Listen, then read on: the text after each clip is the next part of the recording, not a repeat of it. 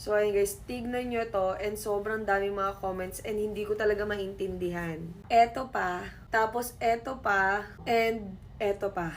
Guys, sobrang naaalarma na ako sa mga nakita ko na TikTok videos ko. Iniisip ko kung kabastos-bastos ba yung mga pinopost ko na videos or kung ano man. Actually, recent ko na lang siya napansin na parang ang dami mga foreigners na nagko-comment, lalong-lalo na sa mga live ko na parang sinasabi nga nila na catchy baby. So, hindi ko alam anong meaning nun. Tapos, background ko is para siyang sasakyan or truck, hindi ko alam. Tapos sumasayaw ako. So, ginagamit nila yung video ko.